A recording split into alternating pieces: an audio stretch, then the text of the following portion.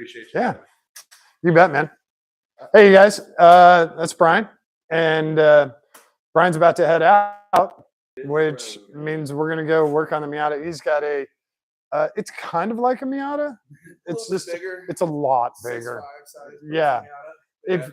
If you gave him Miata a lot of steroids, a couple of cycles, Yep. that's what you'd end up with. Yeah, he's got a big old C7 out there. Yeah, nothing too special, just Stingray with a 2300 blower on it. Okay. Okay. Yep. Good little magazine setup. Makes it just shy of 600 though, which is about the most we do internals on that shit anyway. Yeah. So. Yeah. The Viper's 640, and that's enough to send me to prison for a long time. Yeah, I was about to say, I definitely don't need more than that. Yeah. But I'm happy. I'm a happy camper. Yeah, happy camper. 600-700. I'm good. Yeah. So yeah, he's heading out for the night. I'm gonna hop into the Miata with you guys and finish off these coilovers. And I found some fun stuff and some stuff that we're gonna send over to Flying Miata so they can make a better kit. So yeah, I apologize for the lateness. We were working on another truck earlier, had phone calls, all this other stuff. Yeah, I was taking him his time. No. That's all part of. That's all part of the shop on a Friday night, right? Yeah, that's part of the deal. All right, man. All right, well, have fun. Yep, you bet. All right. Best of luck. But thanks. Oh yeah, no problem. I've done this a couple times. All right, well, I'll see you again soon. All right, cool. Watch out for deer. All right, cool.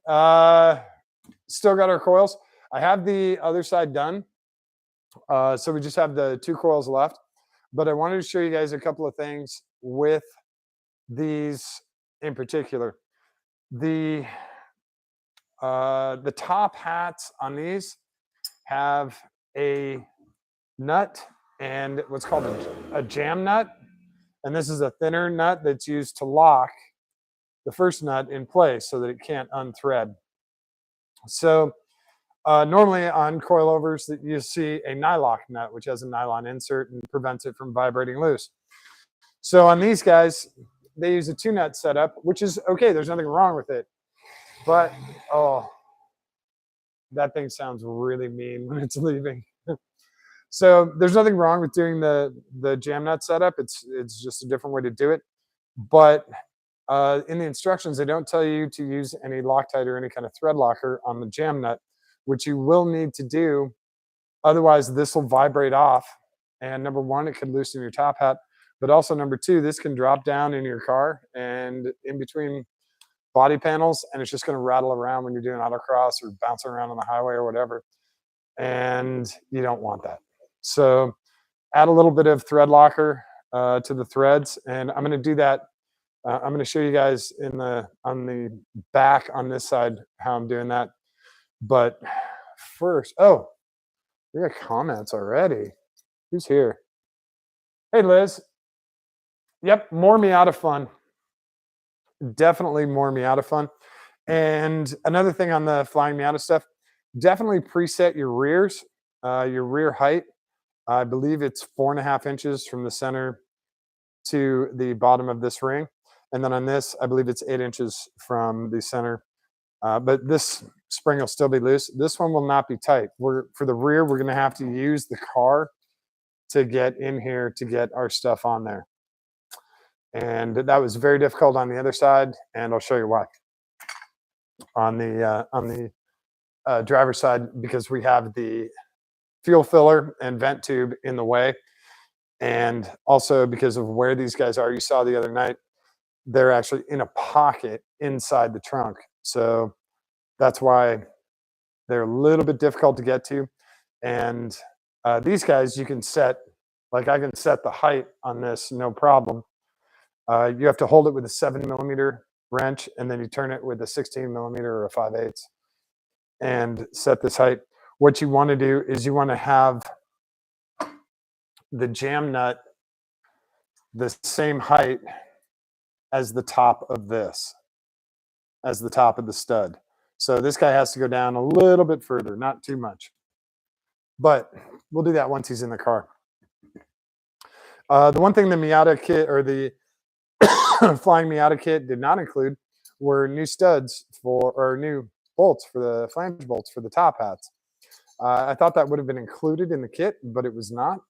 And since I stripped the one out and had to use an easy out for the one in the rear, I went and got 8 new ones. The other thing that was kind of interesting was these plates are not coated at all. These are uncoated, and I have a feeling that these guys are going to corrode. So I might be ordering another set, and I might just I might replace these with coated ones just so that they don't corrode. Or I might just truck bed liner them. Who knows? So we'll do the front first. I'll show you guys in the back so I can get this whole side done. I'll show you guys in the back what we had to do regarding height wise and how tight that pocket is. I'll also show you how to put that panel back in place. There's a panel there for to protect against cargo on the fuel filler hose. I'll show you where that is. And then we'll come around to this side of the car and we'll do the front and then we'll do the rear. So hopefully that's cool. And yeah, I apologize for being kind of late tonight. I was really trying to be a lot earlier. I don't know what's going on with this thing. There we go. Now it shouldn't hang up. All right. Take you guys with me and we'll come back to the trunk area. Yeah, we had Austin's truck in here earlier. Move that wheel. And we're trying to take the lift kit off of it because it was not a very good lift kit. So let's get you into the trunk. And we'll get a light going here so you can see what's going on. So back here is the pocket where the strut tower is. That's where it comes through. You have to get around the vent hose and the filler pipe. That is very difficult. Your hand barely fits through here. Can't really go underneath. You have a lot of obstacles in the way. This brace, yeah, the roll bar is actually in the way. These guys, these clips, all this stuff is kind of in the way on that side. So that is definitely something to be cognizant of when you're doing all this. And I'm literally trying to find a place to attach the light because I'm going to grab some thread locker and put that jam nut on. So I don't have to mess with this anymore. Yeah. We'll call it done. I did put some TBL in this pocket back here. I like using the Permatex, the foamy gel. It's kind of like a mousse.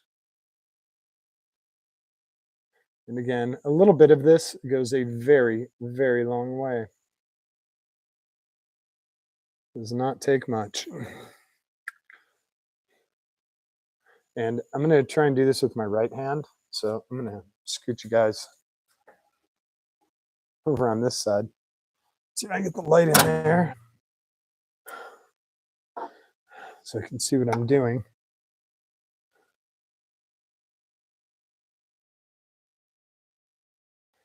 Don't want to cross thread in because that'll not help anything, especially when it comes to disassembly.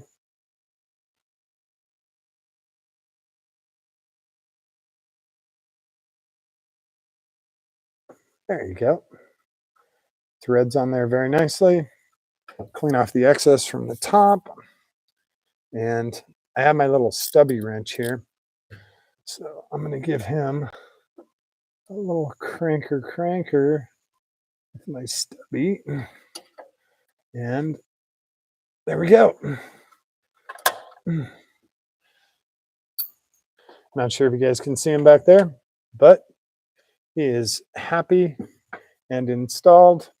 I do have to crank the top hat ones down, and I would definitely like to do a little bit of Loctite on those guys too. They are a 14 mil.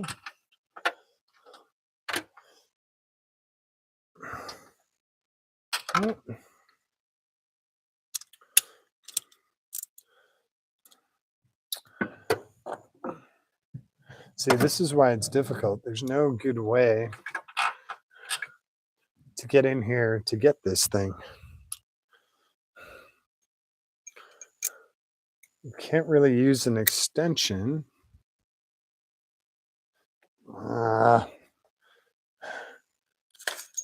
Nope. So this might work. This might be enough of an extension. Maybe.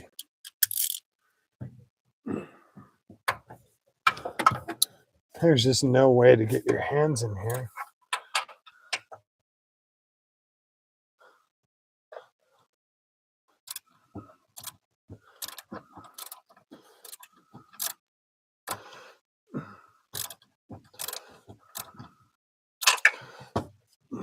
There's not a ton of room in there.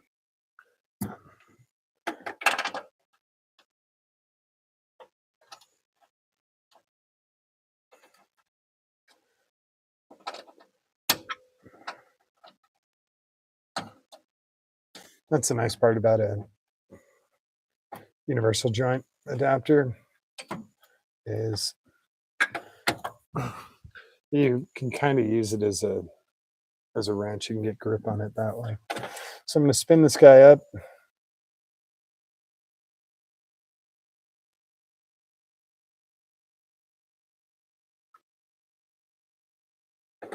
And I'm going to add a little bit of Loctite to him as well.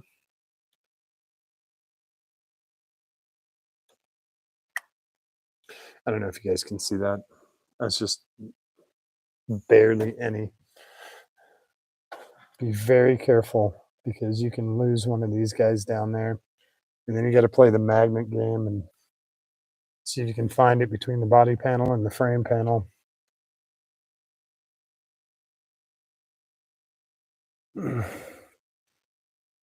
Okay.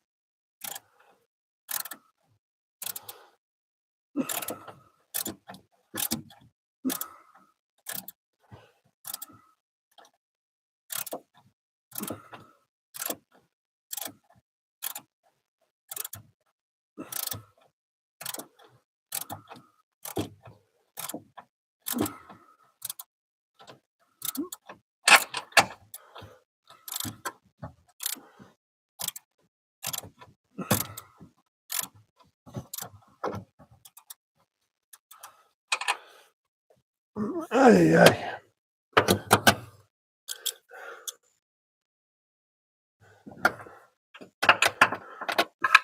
This is the problem. It's the exact distance. I suppose I can pull the vent tube off if I really wanted to.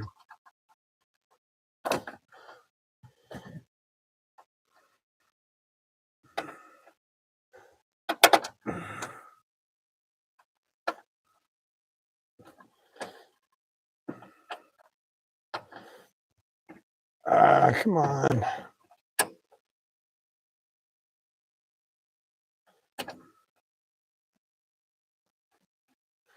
I might actually, with these guys, and use power tools. I know you guys don't get when I do that.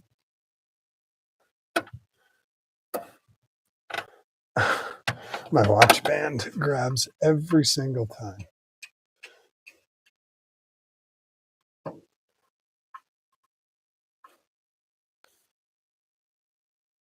Okay. Just have to be kind of careful so we don't lose it. And again, just a touch.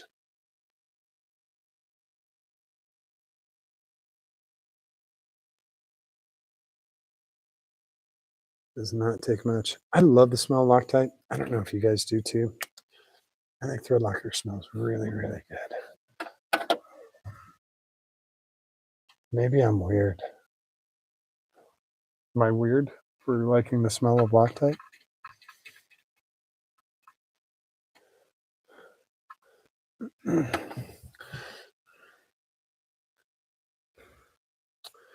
Right. Let's see.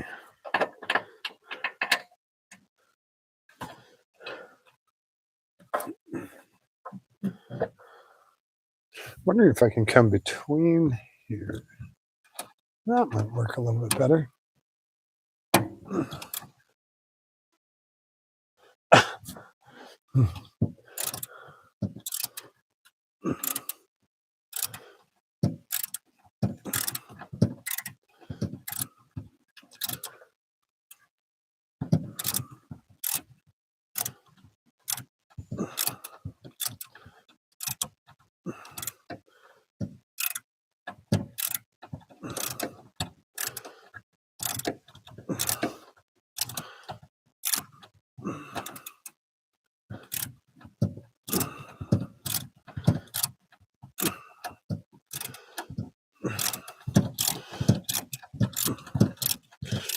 I think he's getting tighter. It doesn't have wheels on him, so it's not pushing all the way up.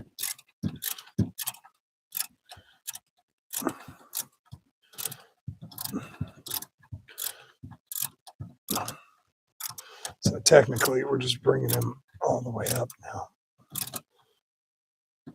There we go. Okay. Shouldn't be much left on this guy.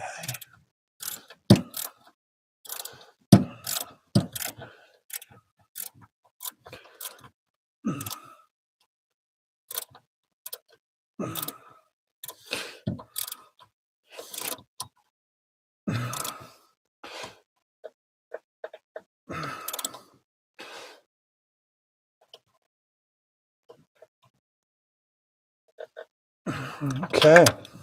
We have them tight. And we'll come back when we're torquing everything and we'll torque those guys down. What I want to show you guys right now is how the cover goes in here. Let's see. Liking weird smells, yeah. So this is the cover. And he is the protector plate for these guys. And he also lets the hinge go down. Oops, moving the light around, sorry. And he mounts 1, 2, 3, 4, 5 bolts. They're all 10 millimeters. And there is carpet that also goes over that. Where's the carpet here?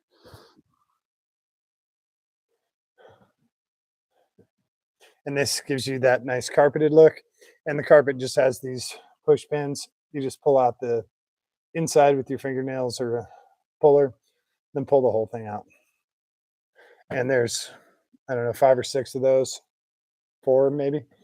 And then your jack handle goes in there like this. And that's how you get it back to OEM. So we're going to take these guys out for now and just set them to the side because we have to come back and torque those once we're done with the other stuff. But I wanted to show you guys how those guys go in.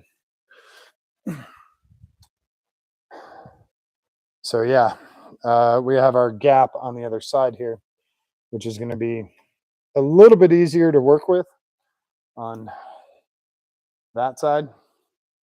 You can see our hole here, and we'll blow this out a little bit, get some of the dirt and dust and stuff out. But we have a little bit more room here. I don't have the filler tubes in the way, which is nice. So now I'm going to go up to the front of the car. Bring you guys with me.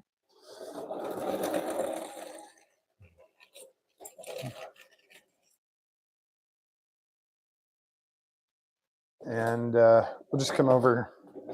Whoa, about to drop the laptop. We don't want to do that. So hang on, I got to move this thing because he's what's causing the laptop to drop. There we go. So we'll just do kind of front and center on the Miata. Since I have these guys right here and I have the Loctite out, I'm going to do those real quick.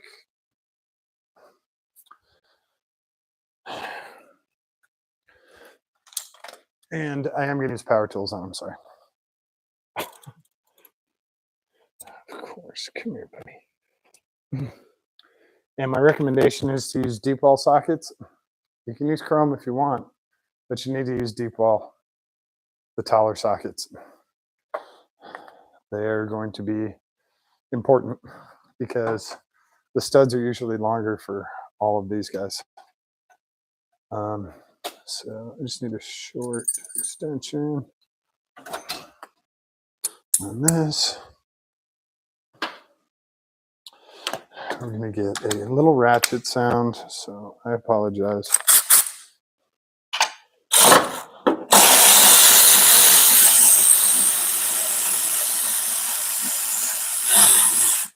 It just makes it a little bit quicker.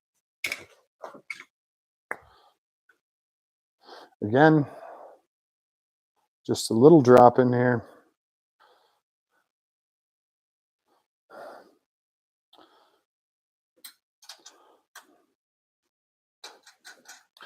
And definitely clean up any excess Loctite. It'll pick up dirt. So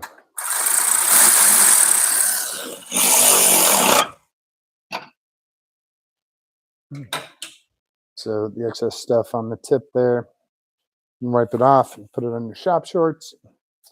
And then we'll go and do the other one on this side.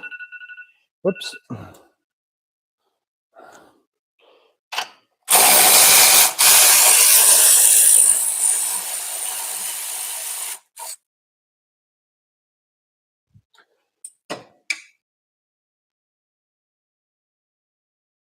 Just a little bit. That's all it takes.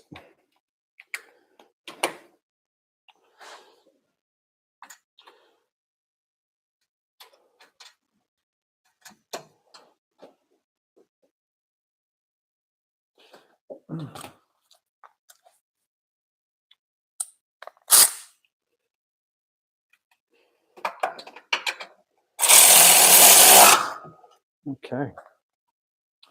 And we'll grab our jam nut for this. Again, just a touch. And again, this is nothing against Flying Miata. They have a quality product and a very fair price. Great shipping once their suppliers send their stuff. But the only thing I would have added to the kit would have been those top hat nuts. But they say you're supposed to reuse the OEM ones, and that's fine if you want to. I just figured for the amount of money you're cranking out, they would include 8 nuts for you. But, okay.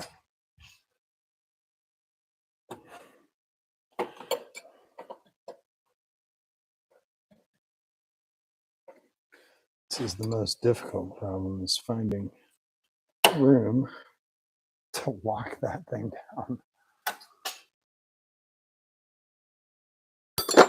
Oops. I'm going to get my little stubby 5/8 from the back and put the trunk down and try and save the battery, because right now the trunk light is on.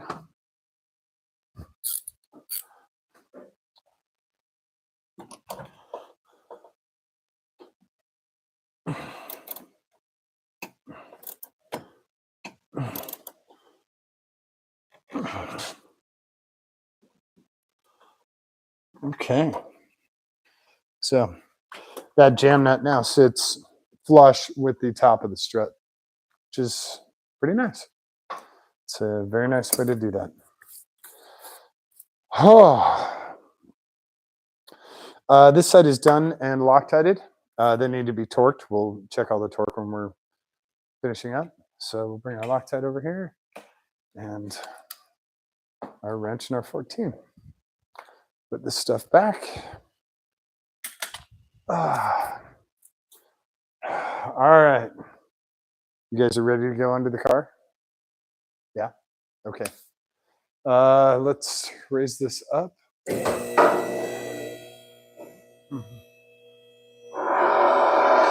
I'll bring you guys back over here.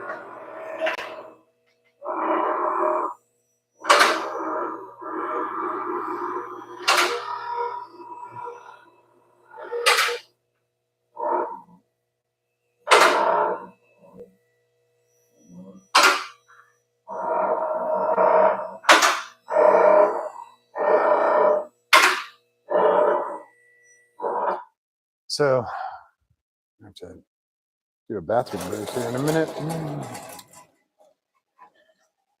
So, we are looking at. Here we go.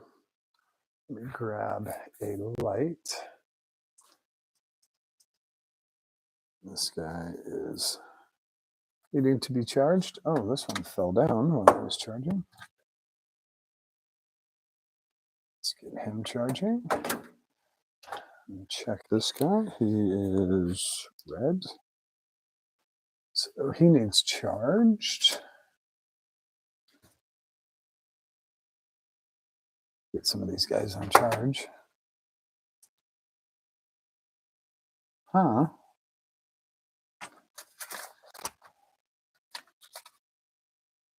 Where did our other charge guy go? Oh, there he is. Oh, got it. Got it.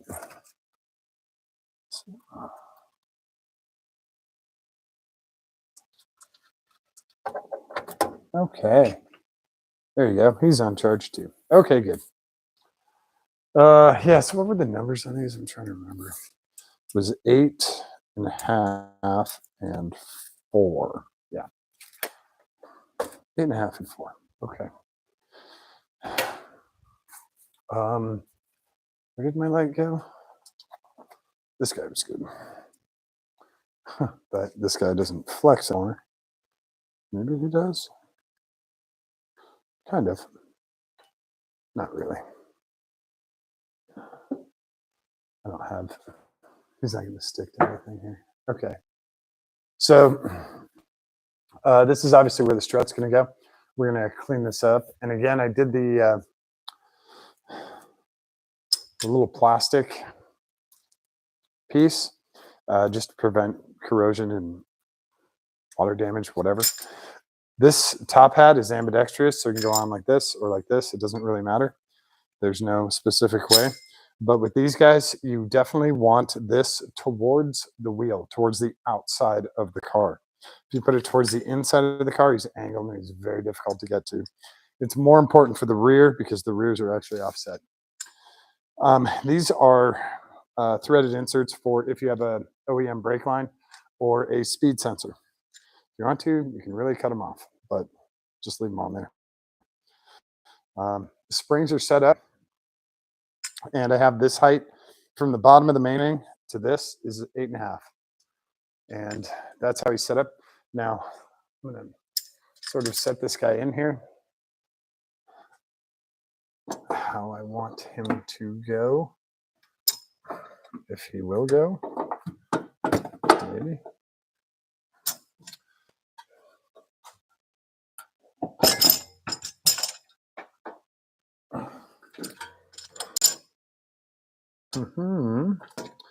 So I did not disconnect the sway bar because I got everything out without doing that. And I'm wondering if I can still do that.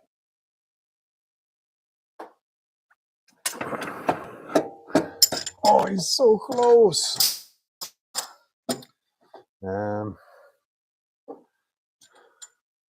So close.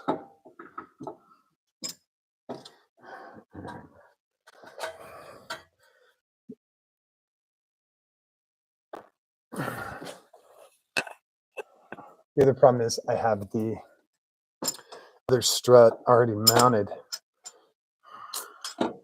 That is what is preventing us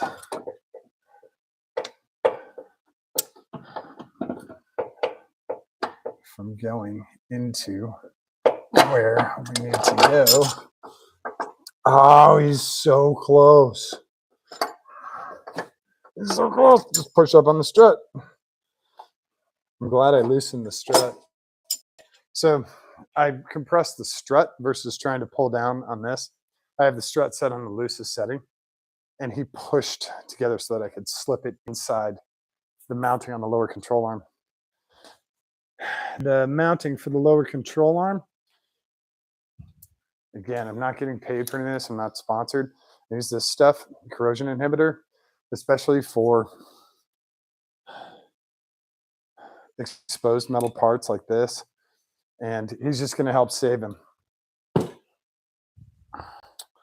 Again, the bolt travels in the direction of the car. General rule, this way, in theory, oh crap.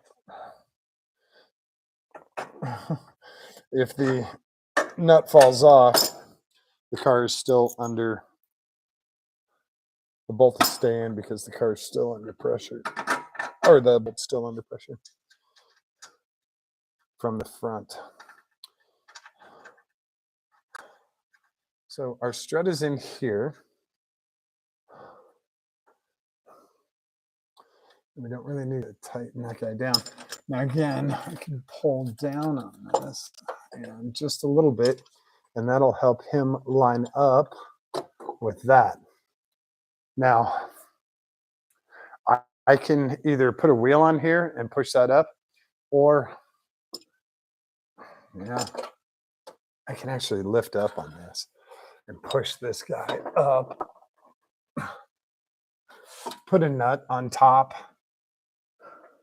and then finish it off. It'll take a little while for it to sink back down. So we'll do that just to make it a little bit easier. I just raised up from here. Well, since we have a lift, we'll do it that way.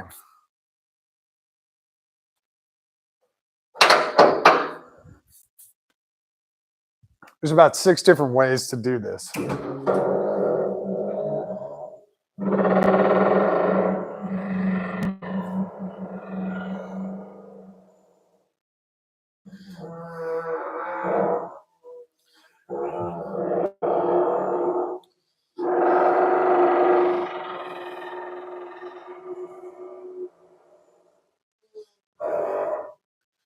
The other thing I have in here is I have the strut bar tower mounts. So I need to make sure that those guys are still back in place in the correct spots, because the studs can actually push them up and out of the way. Then you forget about them. I'll zoom them in quick. I apologize for using the power tools, folks. It's so much quicker. And I totally lost it. Where the hell did it go? There he is.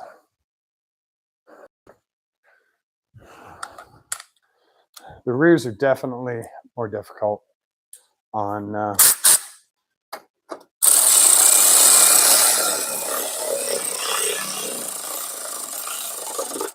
this car. So again, we're going to go with a, whoa, that's a lot of Loctite. We'll not use all that. We'll save some for the next. Again, just a little bit of Loctite in there.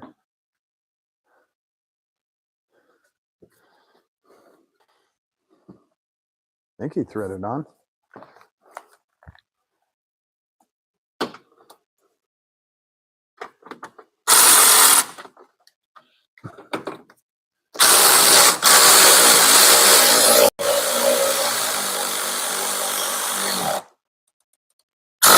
Okay, he's on.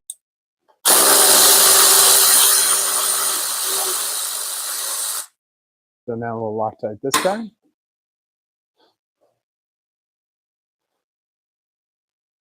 The bolt on the strut down there is not Loctited because he has a nylock nut on him. He also has a lock washer.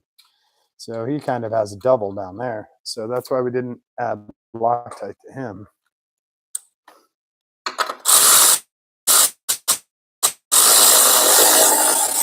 Okay. Our front coil is in, but not torqued. and our ride height is kind of set. So I'll raise the car up again.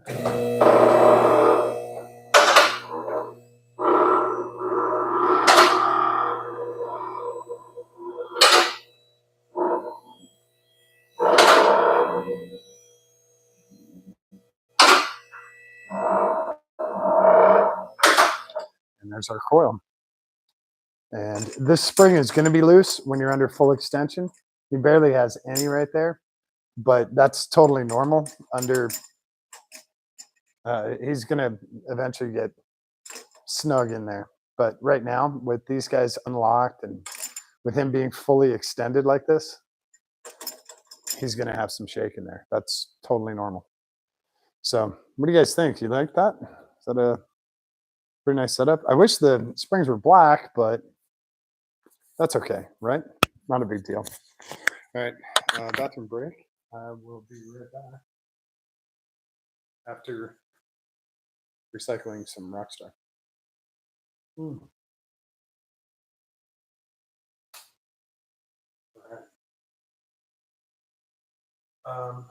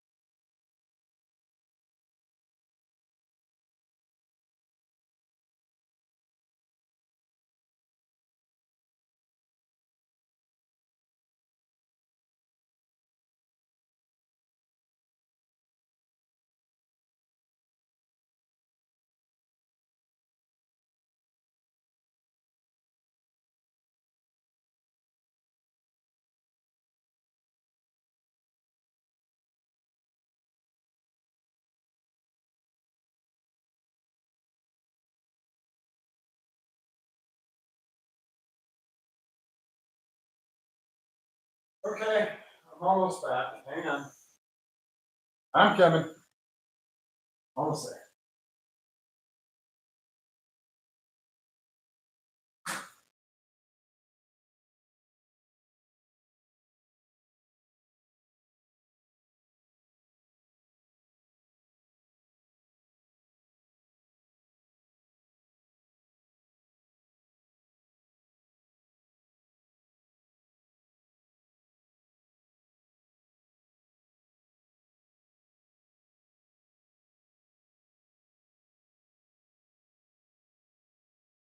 All right. Let's see. Where were we? Oh, yeah. Awesome coils in the front. All right. Let's now go to the back. Let me give these. Are these? Yeah, those are tight in there. Okay. So now we can go to the back. You guys come with me? Is that cool? I'm just pick up. I got to move this stool that John is using. Okay. So for the back ones, we're going to be going up and down a bunch. Let me bring the cart a little bit closer too.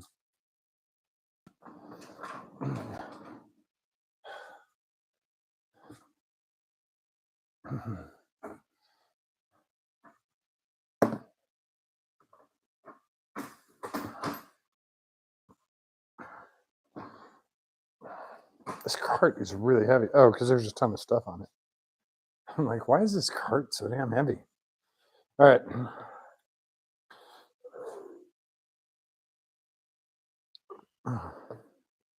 So here's one of the really nice things about the Flying Miata kit. I can bring you guys back a little bit. You notice, of course, there's a bunch of stuff falling apart. See how this mount is offset? How he's not straight up and down? That's why the shocks are labeled left and right, because we have an axle that can be in the way if you just run a straight shock mount. So these guys offset it and put it towards the outside so that you can clear the axle and still get this thing really low. It's a very neat setup. So you can still be inside, but the whole strut is actually to the outside. So that's pretty darn cool. For this, just for assembly wise, I have as few parts as possible in here. Seeing how I'm going to do this, because I did it differently last night with the other one. Red with black, always a good combination. Yeah, I like red and black. I would have liked silver with black springs just to keep with the theme of the car. Also, these springs are labeled. So, and this is just my OCD kicking in. I like to have things, I do with fan belts too. I like to have things labeled correctly. Now, here comes all the fun part. So then we have our top hat centering ring. He's going to go right there. And then we have our top hat. This guy goes underneath our top hat. And then this guy goes on top. And then our uncoated zinc plate. And then our nut. And then our jam nut with Loctite on it. So you need to do these components kind of from inside the car as I'm going to put a wheel on here so that when we lower it down, it'll actually push up and it'll compress all of that stuff, because right now there's no way for one person to do it by hand. So this has to go on. and this will go in. And then the rest of the stuff I can do from inside the trunk. So this guy, well, this is going to be a little bit odd for a second here. So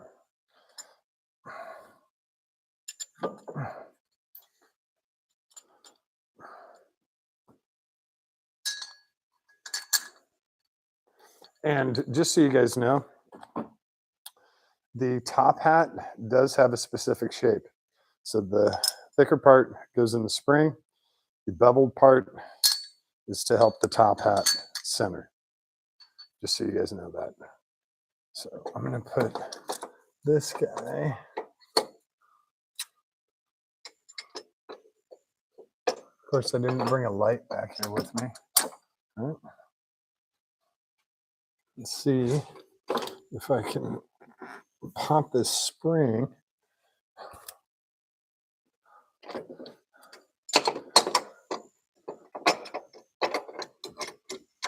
There you go. Okay. A little bit more. Okay. So now I have that guy sort of in there. Not exactly where I want him. I'm going to put that strut bolt in there so he doesn't wiggle around anymore. This guy, same thing, because he's been in the car for a few tens of thousands of miles. It's a little bit corroded. He's still a very, very good bolt, but I just gave him a little dousing with the WD-40 corrosion inhibitor. Stuff works really well. Lasts about a year or so, maybe a little bit more.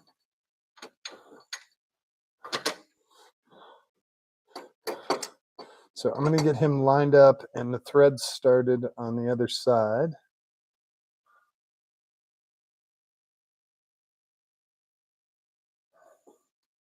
Just so he's not completely and totally loose in there. And then you can tell I have the sway bar disconnected. This is the end length for the sway bar. Still really tight.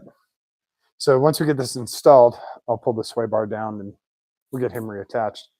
But I'm going to put the wheel on here now. And that's going to help me push all that stuff together, and I'll put it together in the top of the trunk. We might have to use power tools, maybe. Possibly. Okay. So we'll get a wheel on here. This just happens to be the correct wheel.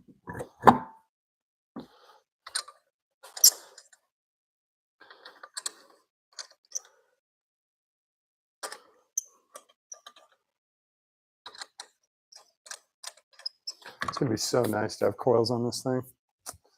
I can't even tell you guys how nice that's going to be. Since I have my 17 on here, I'm going to zoom this guy. Just so he's in there, threaded a little bit more. And then, sorry for the noise here.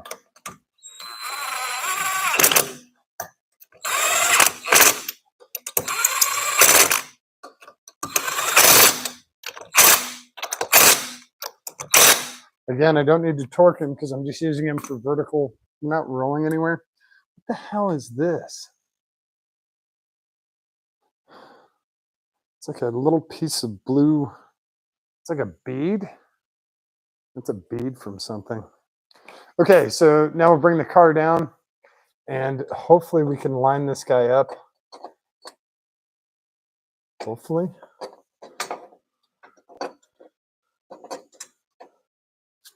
Hopefully we can reach all that stuff from the trunk as he pushes up a little bit. So we'll have to do some little bit of balancing here.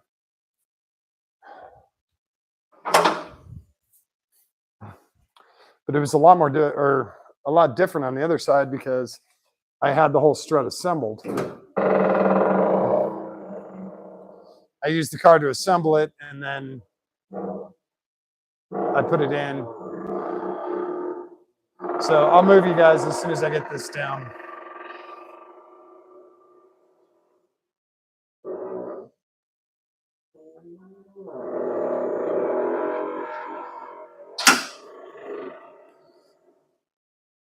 So he's going to touch right there. And, oh, trunk's still open, which is good. Okay.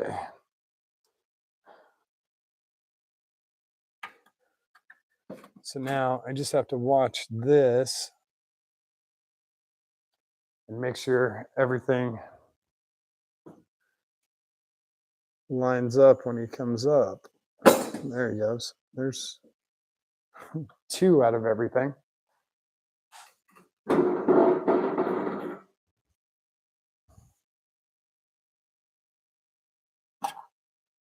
can't really see the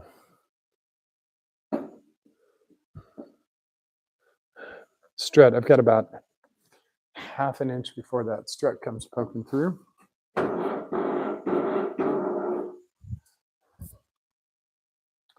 Hey, there we go. Okay, so now I can show you guys how we're doing all this. Just wanted to make sure he did come through like he was supposed to.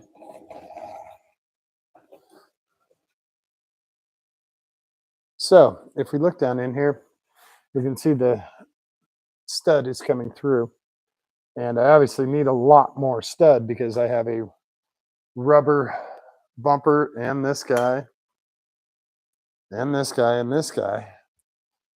All these guys that I have to put on there. So that much is not enough. So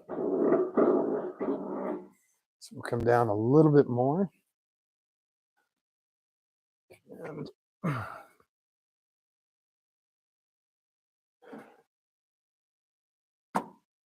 he should be angled fairly straight now. I'm going to go up a touch and bring him down again. Just make sure he's not bound on anything. I don't think he is. Oh, he's on there straight.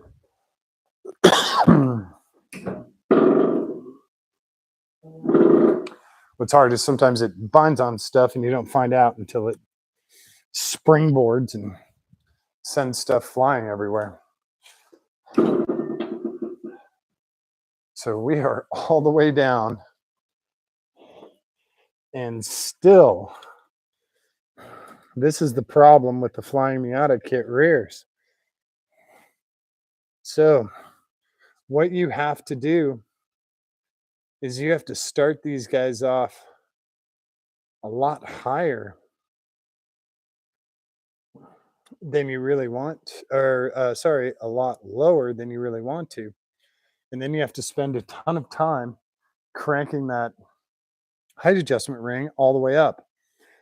This shaft is extremely short and it doesn't allow you the room. I had the same difficulty on the other side. I wasn't sure. I thought this way would be a much better way to do it, but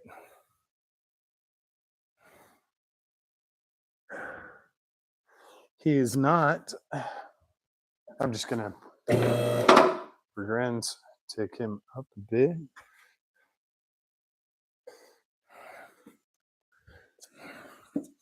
You should be able to. Where the hell's the strut?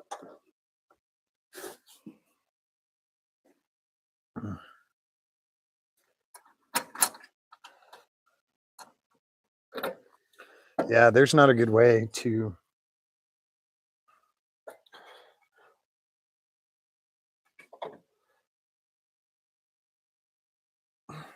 get any more distance on that without lowering.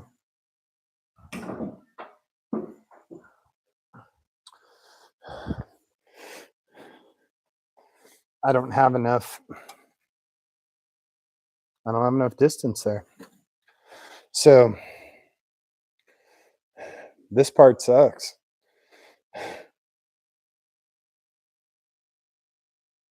So yeah, we need at least another inch. I know, that's what she said, right? So raise the car back up.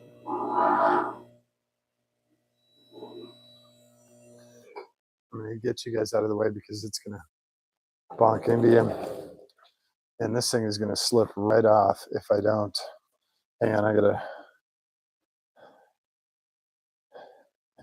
do some stuff with the laptop here.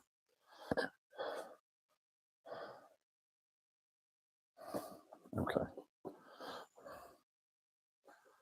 Okay, well, kind of okay. There we go. It's a little bit better. So we're gonna have to raise the car up and down a few times in order to, well, hopefully just once.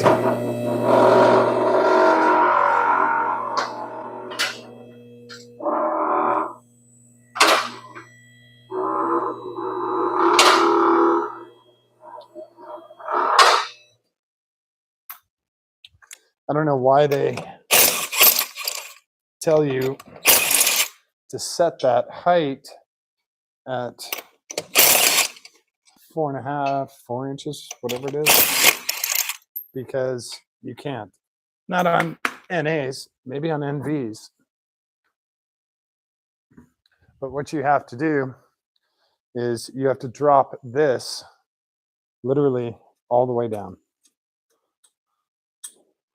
So you can start by dropping the lock ring, just spinning him pretty much to the bottom. Whoops. I should have put the screws in the top hats. Yeah, there's the problem. He catches on the boot of the axle.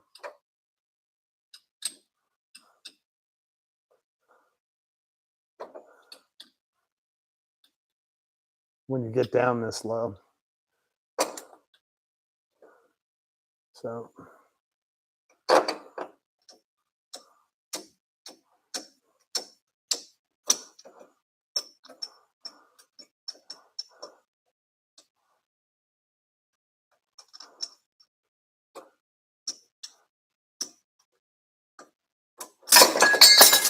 got it. That was left-handed too. I knew I should have put that. I should have screwed that up there. So that's my fault.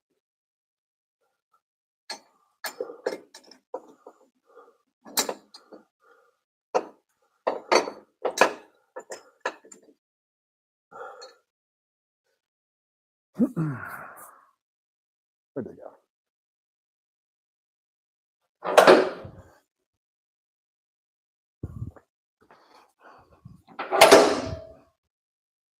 All right, just to take care of one problem at a time.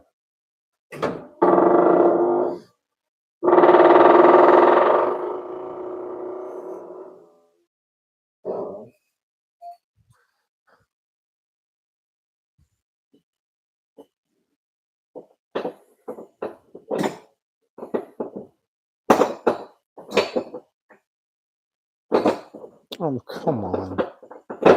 There we go. Okay. Top hat is in place and is not going to fall all over. All right.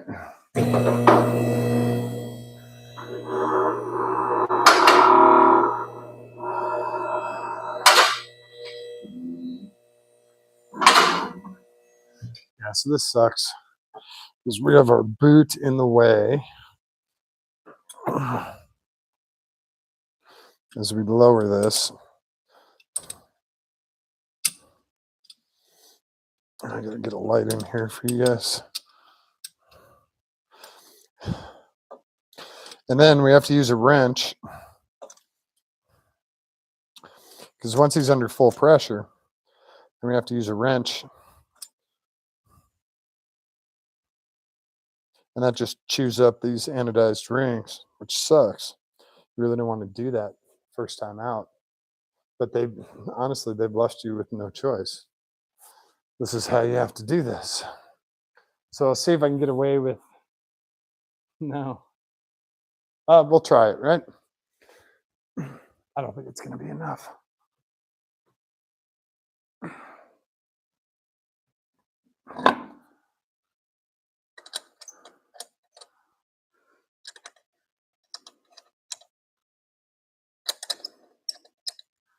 Yes, I could get a jack stand and put a jack under here, but it's a lot quicker for me to do this.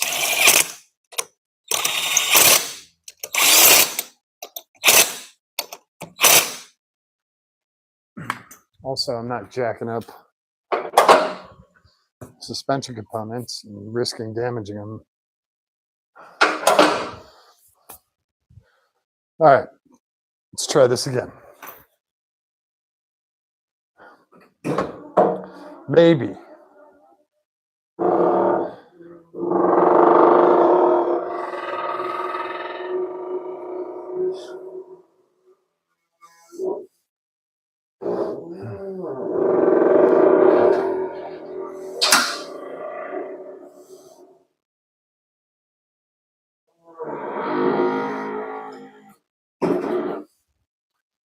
Let's see.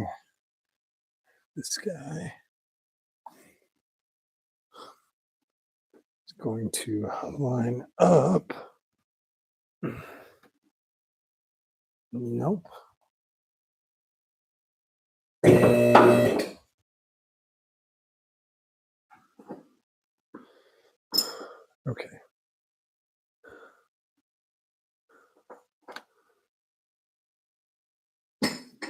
Okay.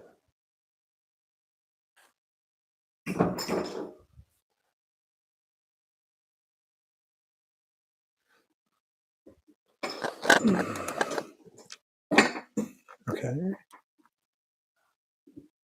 Maybe.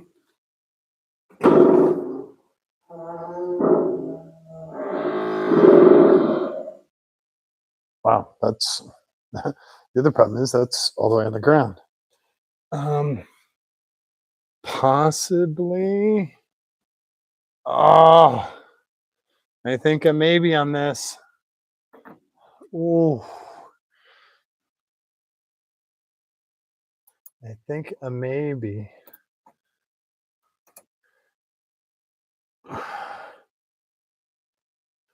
Wow. Barely.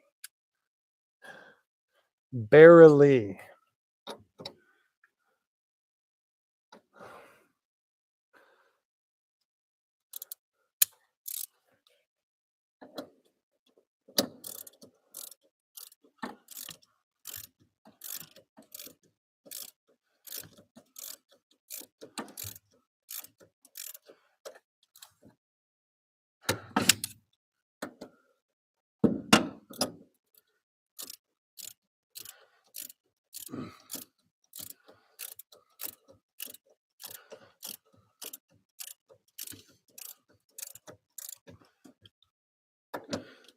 I'll keep going.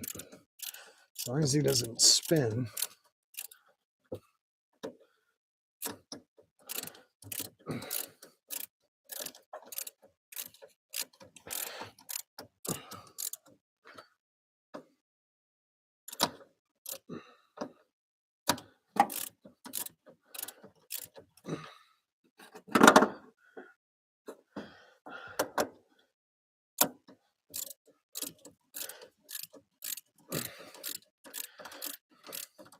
Yeah, so they tell you you want a few inches on there, and you actually don't.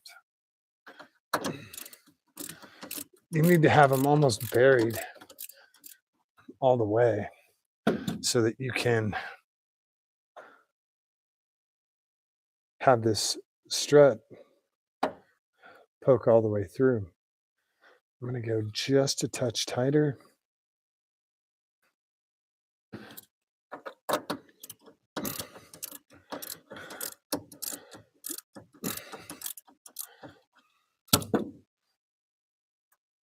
Check my jam nut.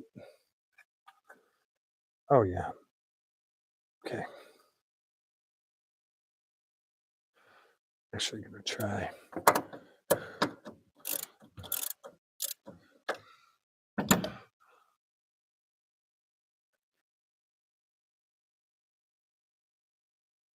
Jam nuts are skinny, so they're easy to cross thread, and they're kind of hard to start.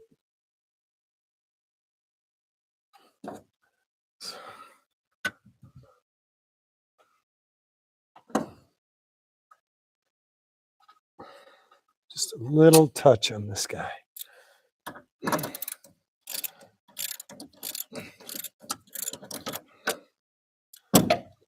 Just a little.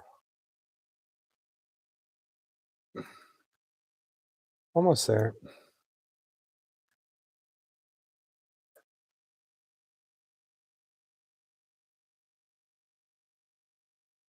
They're also very difficult to do left-handed.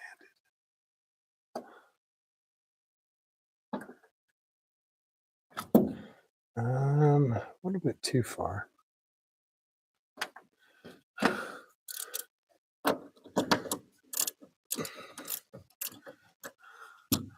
That should be ideal. Yeah, that's gonna work out great. Okay, I'll bring you guys back around here and show you all the cool stuff inside. Okay, so we'll come back around to Miata trunk and I'll try and get you this inside there. So we finally have this guy through and we have enough threads on him to get him tight. So we need some Loctite now. And we need our other flange nut.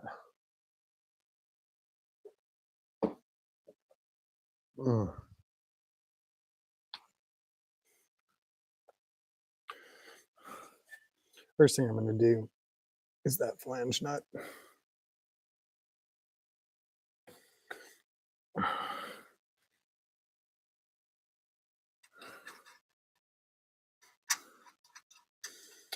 I don't know if you can see it.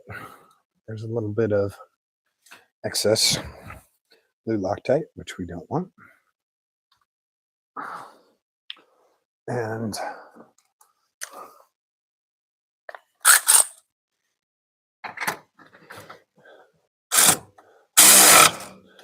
that guy's on there tight.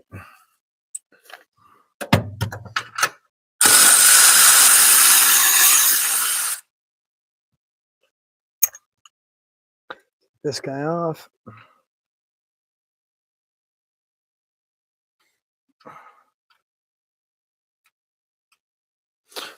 Get him a dab of Loctite.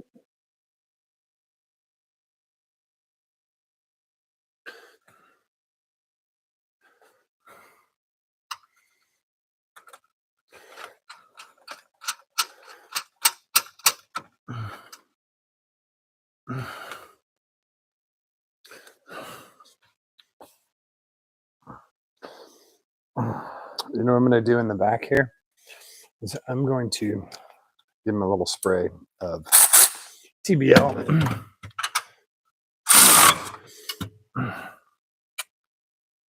That's 40 foot-pounds, by the way. The torque on that wrench is 40 foot-pounds. So this guy, yeah, just because never go in the trunk, he's always covered up in that spot. So we're going to give him a little spray of protection. And make sure that he's protected. So we're almost done with the Loctite. We need to do this jam nut up here, which I am just going to do quick by hand and then torque him down. I still need to come back and torque a bunch of this stuff, but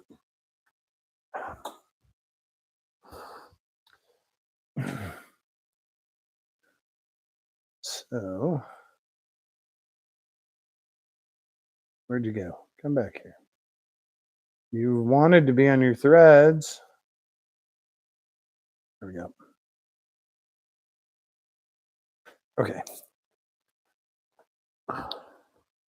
Yeah, I think I'm going to give him a little spritz with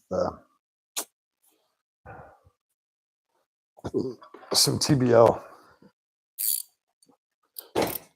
just to help him out a little.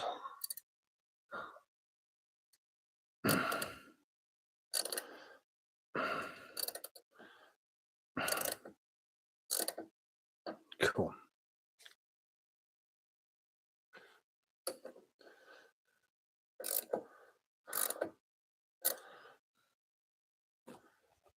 Make sure these guys are even. Yeah.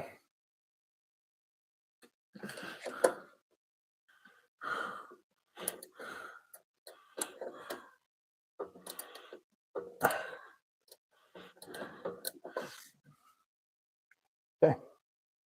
We are good up front. We have Loctite on everything.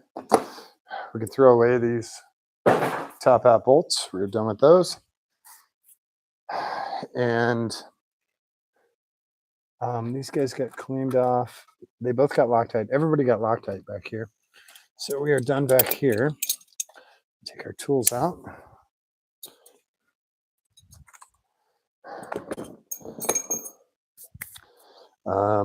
And I'm going to blast some TBL just in here to help it. We can close the trunk and save the battery. Where did my TBL go? I had it out. I thought. God, I could have sworn I had it out. No? Maybe not. It's okay. All right.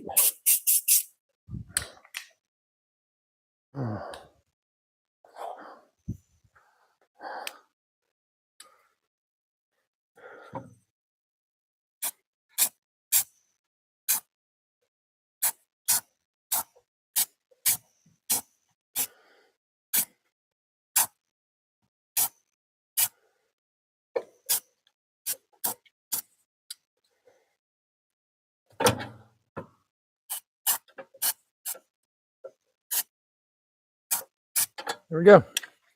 Little TBL. That'll air out pretty nicely. All right. Now comes the fun part, setting up this ride height. So let's take a look at this. Sorry for the spin job. We'll take a look at this up in the air. Let me drop the trunk.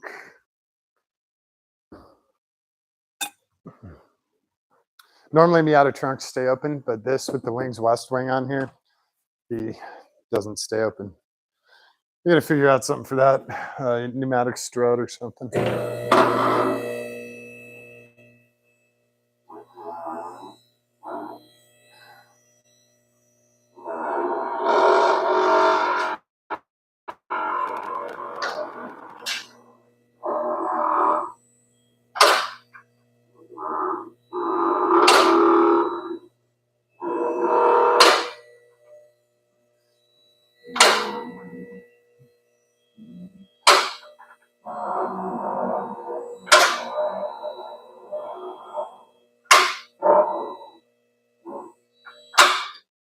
All right, pull this guy off and let me rephrase that. We're going to take this wheel off.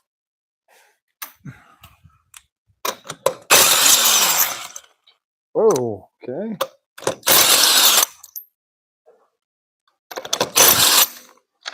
It was weird that brake didn't engage.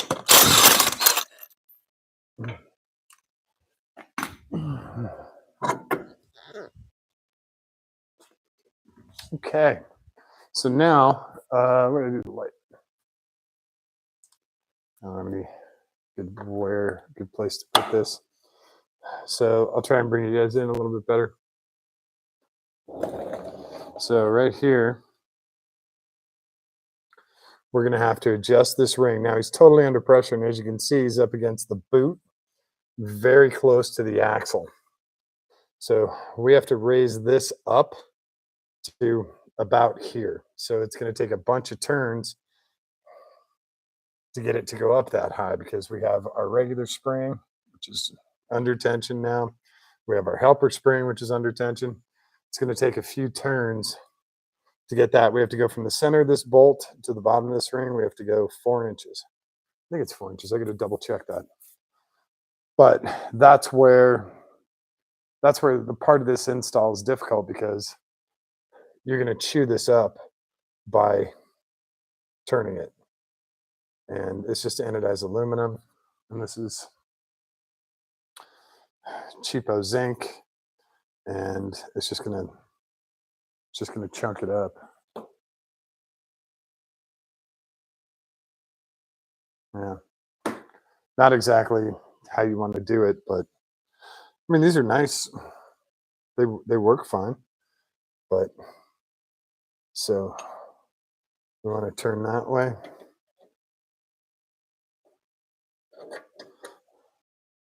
Huh. Oh, he'll grab in there.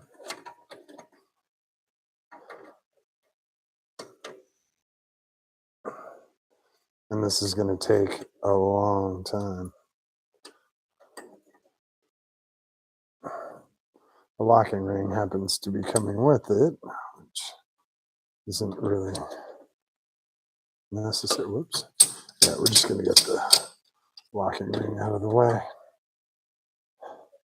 I'm trying to be careful so I don't chew this up.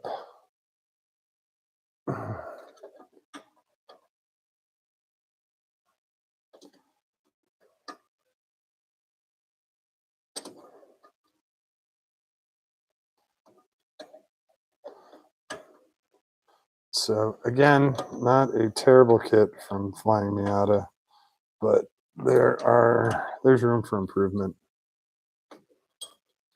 I don't know if there's a different way to do this for the rears, aside from making a taller strut, the top of the strut taller, or an adapter that helps you, you know, get the rubber isolators and stuff on there easier.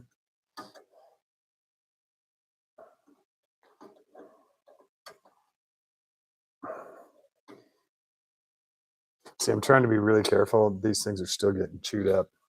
Oh, sorry. I mean to kick you guys. Now that doesn't work. I'm trying to show you guys inside there and how all that works, but I don't want to be in the way. I need a tape measure, which I don't have. I might actually, I'm going to leave the TBL out because I might do the top hats.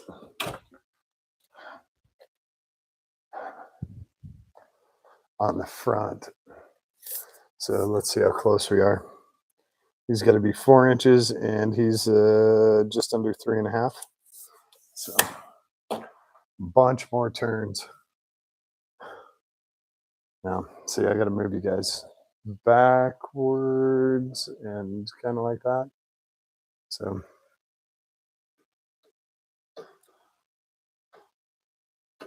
I apologize for the crappy angle.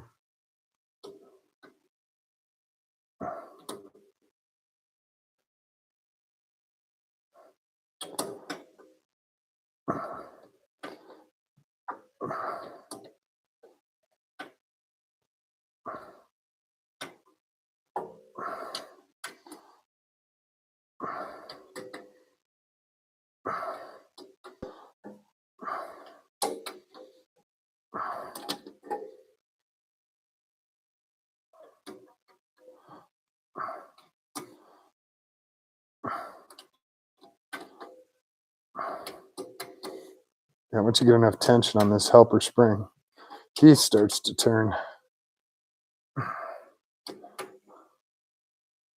So let's check, see where we're at. Now, again, we're going to have to make measurements. We're going to have to make adjustments later on. So yeah, now we're just at 3.5. Still got a ways to go.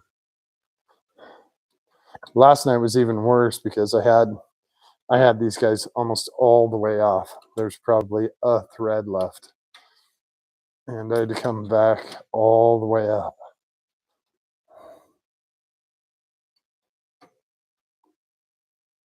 Now, see, the good part is when it does come up, it gets away from the boot, which is a good thing. It's still damn close to the axle, but we're also under full compression, and I don't have the sway bar installed yet, or full extension.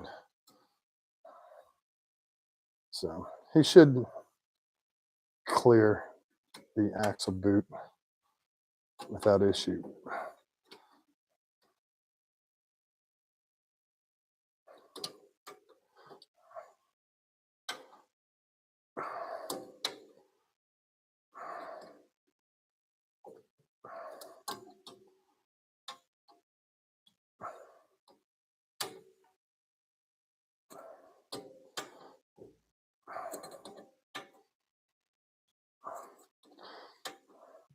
So the fun part tomorrow will be setting ride height, trying to get this, riding exactly where we want it.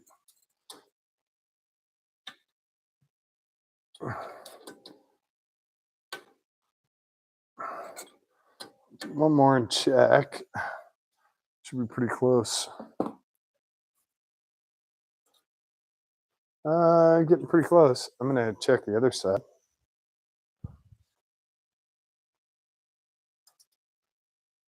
Oh, sorry. It is 5 inches on this side. My apologies.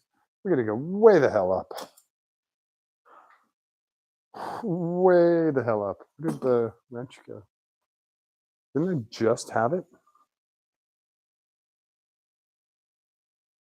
Oh, there it is. So we have more than a full inch to go.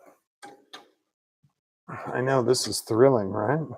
The good news is once you set it, you don't really have to mess with it anymore unless you want to change ride height.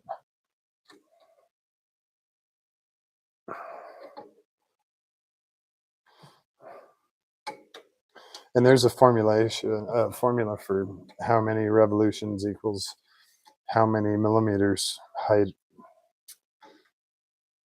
But I don't need that right now because I'm just trying to get a baseline.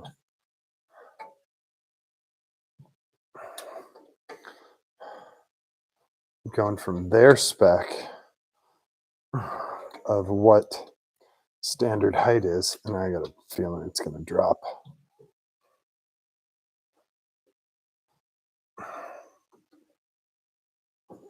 So I have to do a lot more of this in order to get it where I want it.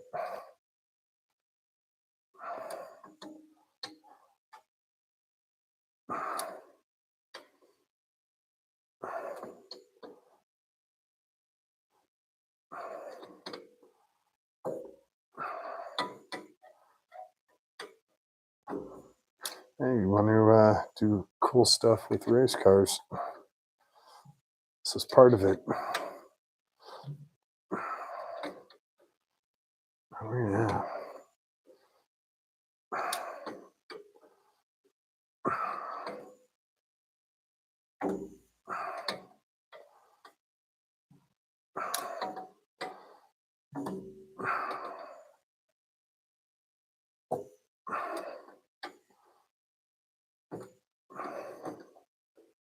Now, I won't put this locking ring in place until I actually have ride height set. That'll be basically the last thing I do. Well, it's getting tight enough to turn the top spring now, too.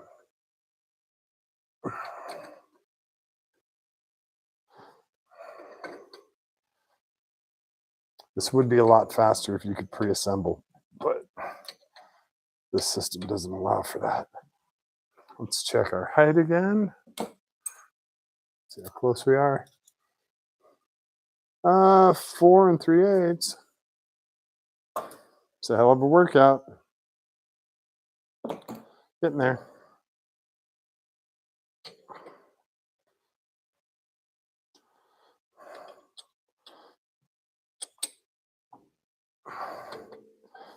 Because as you're tightening this, it's actually putting more tension on it.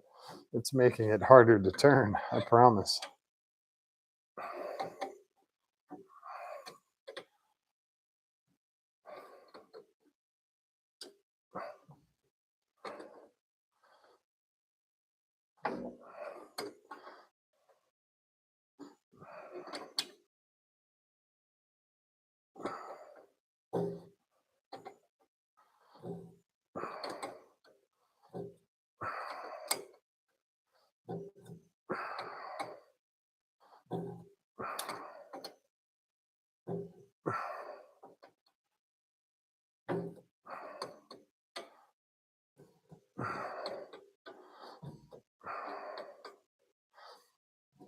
The other thing you can do is you can count threads. If you want to get it exact, you can count threads.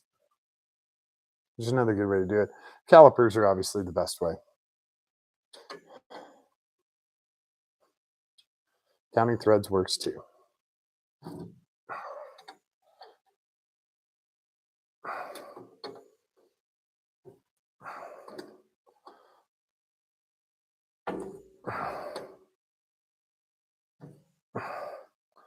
Yeah, you know he's under some tension. He's moving both this and this. He gets under pressure. All right, let's check height again. And the other thing is when you're turning this way, it's actually going against the grain or the coil of the spring. So he's carving off little bits of the coating on the spring. Oh, we're so close. Few more turns. A few more turns are going to be at our 5-inch mark. So close.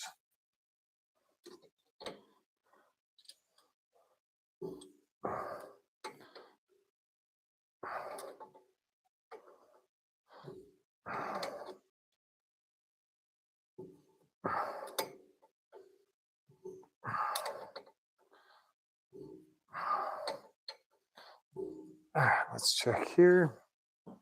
See where we're at.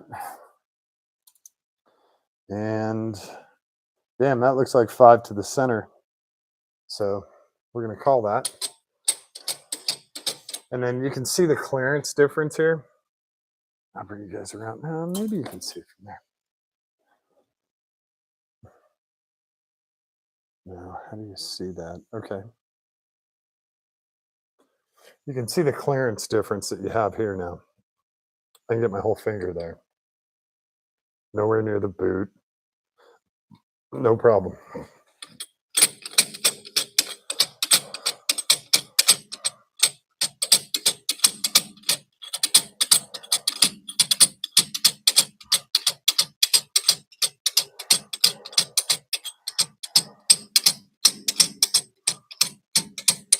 So we have our rears in. And now I'm going to hook up the sway bar again. Will you guys remind me to get stainless steel hardware for this? I hate that stuff rusts out so quickly. I got to take the other side apart and get him lined up.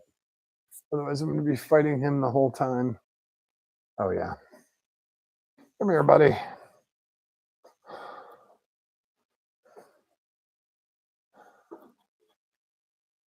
All right. So,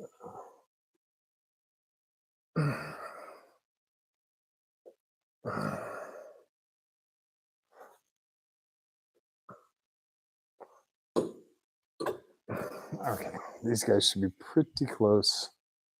Oh, look at that. I love this little car.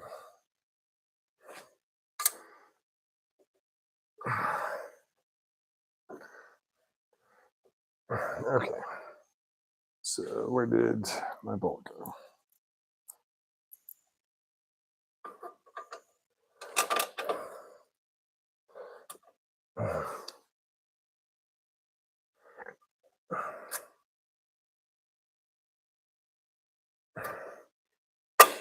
There we go.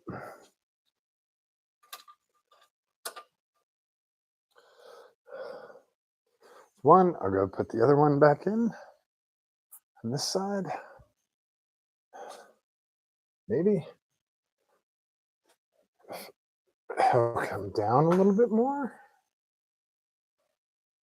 I also might put him in when the wheel's on, just so he presses up a little bit more. So we put the wheels back on. Actually, I need to check the front height too, don't I? Did I already check the front height? You guys have to tell me.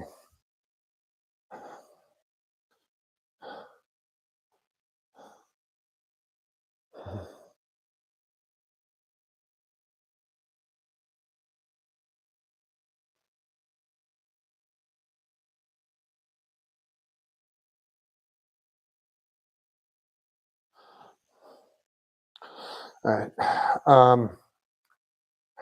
Did I?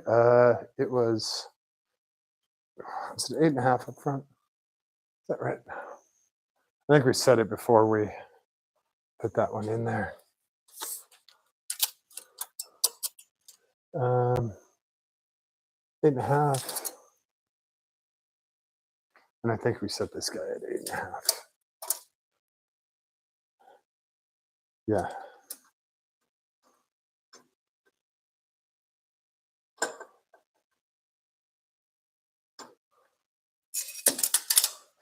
I'm going to make sure that's right. I just want to check the manual, the installation instructions quick.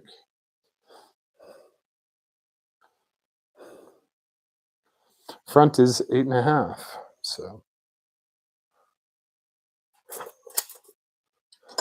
I guess 8.5 is where they barely, no. Let's back here, tape measure. Yeah, 8.5.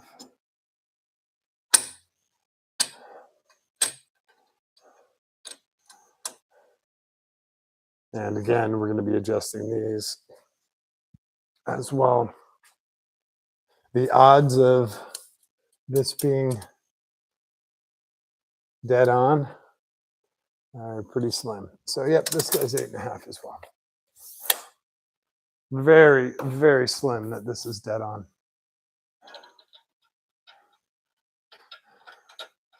All right.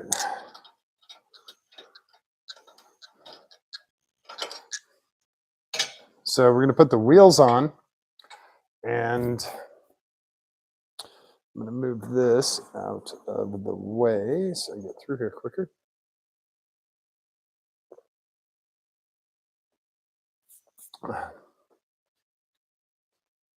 I'm going to move you guys out of the way. Hopefully that's okay. Oh, good stuff. Flying around everywhere. So I'm going to zoom all these tires on, the wheels and tires. That will not stay there. Maybe there. And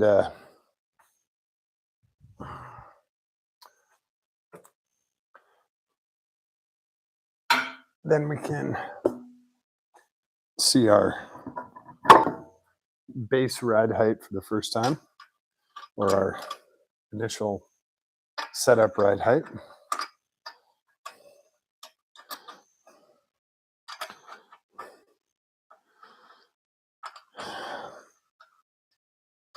He might be close, but I don't think he's at the, well, we're at 23 inches all the way around.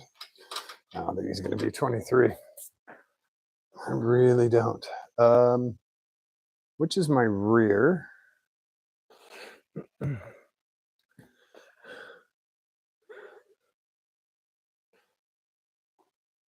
think all of these are my rears. Oh, yeah.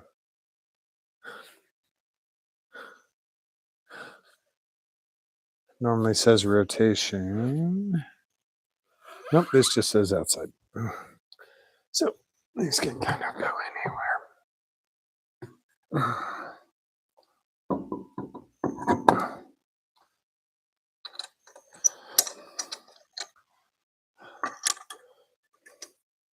Oh, you know the easy way to tell? Center caps go up front.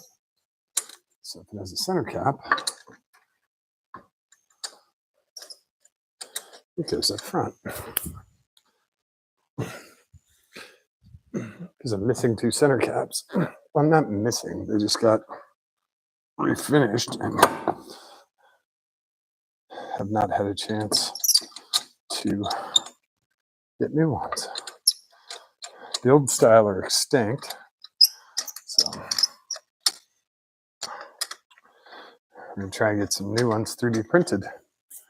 Should be very nice. All right, our other front wheel. It's nice when the wheels are this light. You can just carry them around. No problem.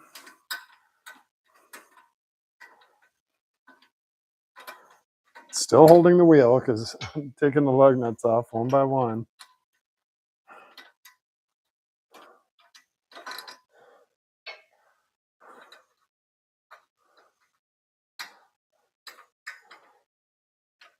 Still holding the wheel. All right, there we go.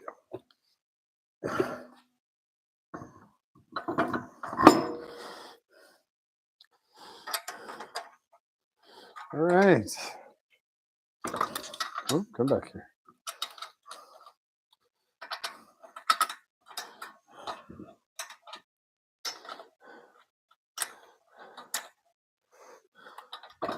Okay, I'm going to set the mic down and zoom these on so I don't blast you guys out. Okay, I don't like doing that.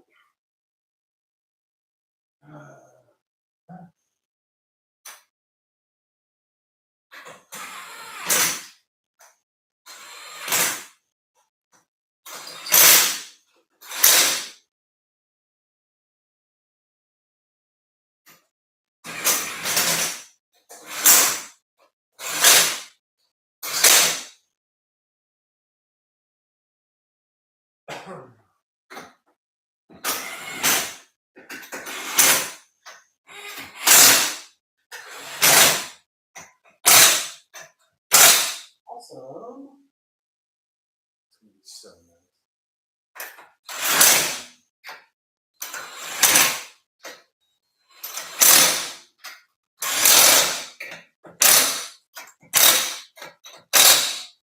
Very nice. All right, we are on. I just need to do the part. Okay.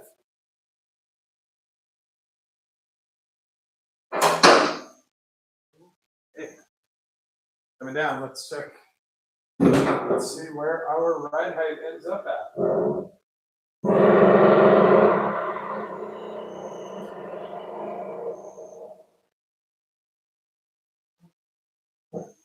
Also, this is going to be the first height test, so we don't know.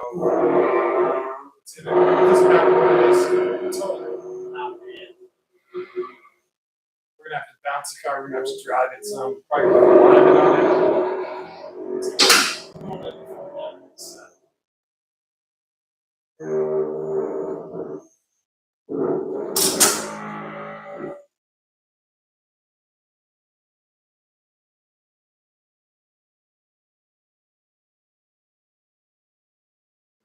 Sound was on that side. Let's take a look.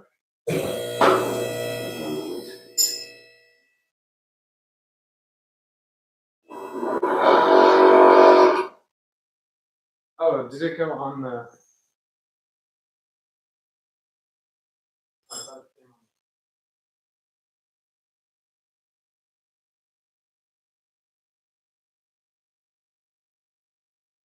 Something under here. Okay.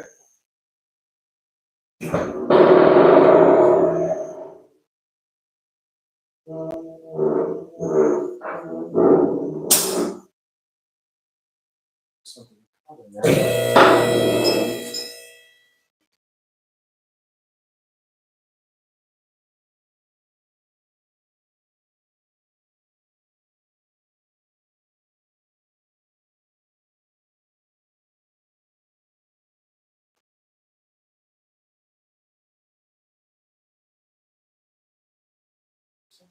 in there.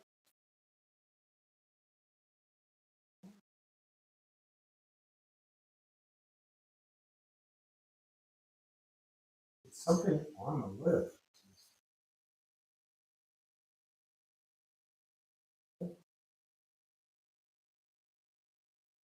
Yeah, this side.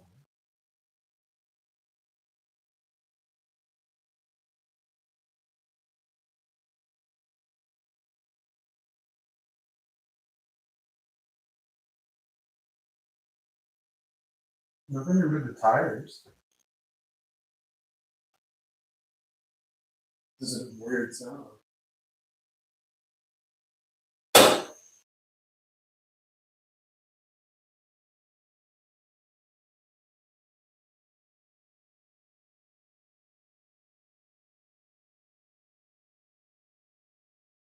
Weird. It's like there's something.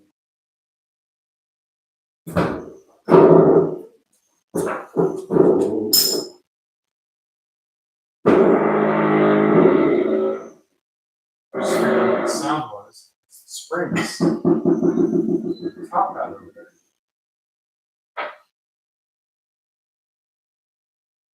Just for grins, I'm gonna let it sit. It's not on the lift right now.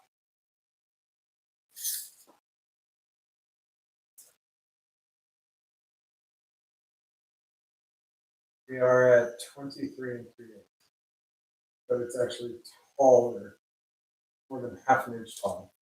That's without bouncing or anything else. No driving, nothing. So actually might be pretty darn close. All right, I'm gonna do that end link.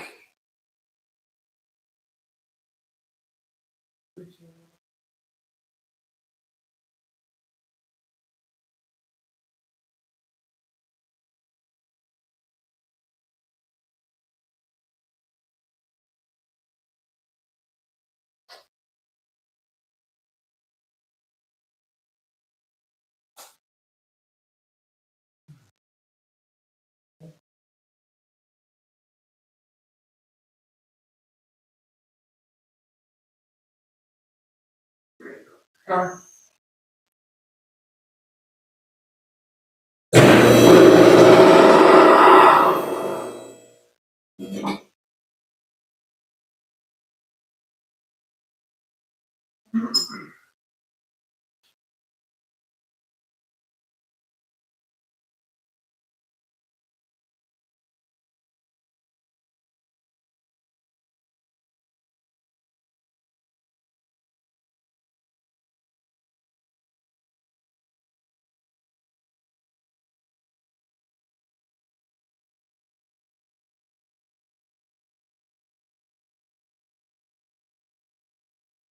Oh, come on.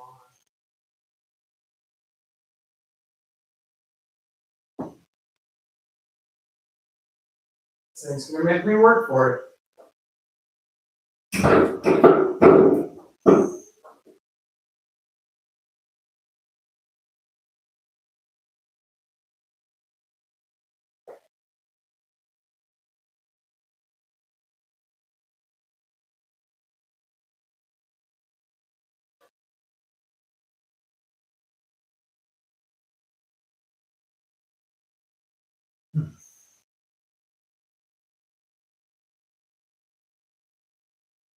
How did I do it?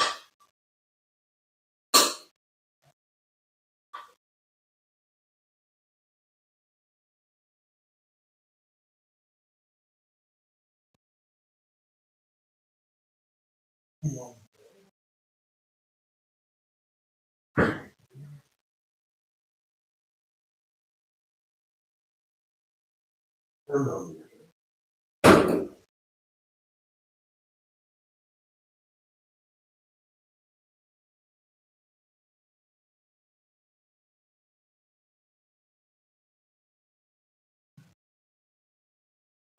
And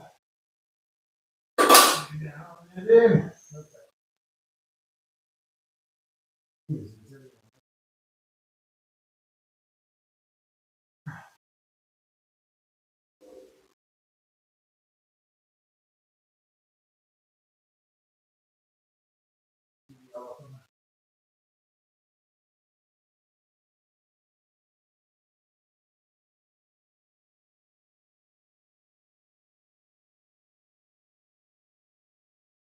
Off. Working its way off. Okay. Rear sway bar is attached, front sway bar is attached.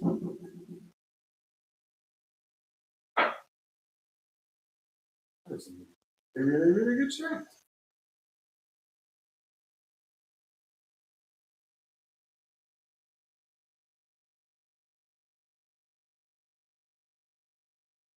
Feels pretty good. Of course, can't flex it very far, but it feels pretty darn good.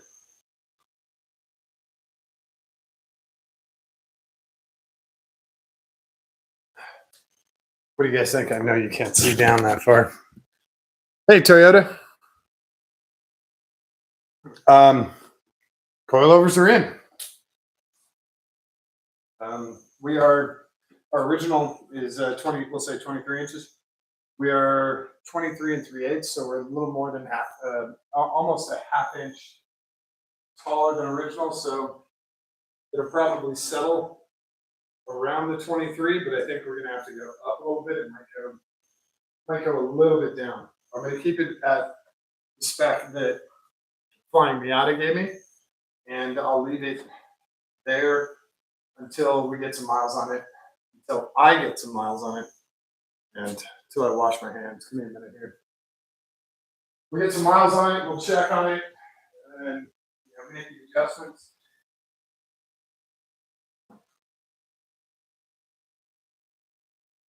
But yeah, the coils are in.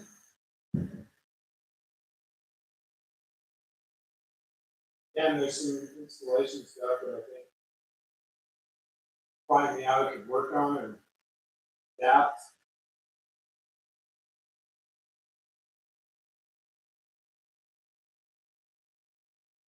Not everybody has a lift, so for them to go back and forth a few times, get those rears done, would be kind of a pain in the ass with their regular floor jack. Entirely doable, but kind of a pain in the ass.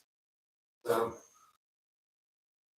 I think the better way to do that would be to I don't know, extend that strut a little bit. You'd have to extend it pretty long, but an adapter to get that stuff down there. I don't know how to do that, but this guy looks pretty good. I don't think it's worked down yet. So, whew. All right, give me a minute. Coming right back.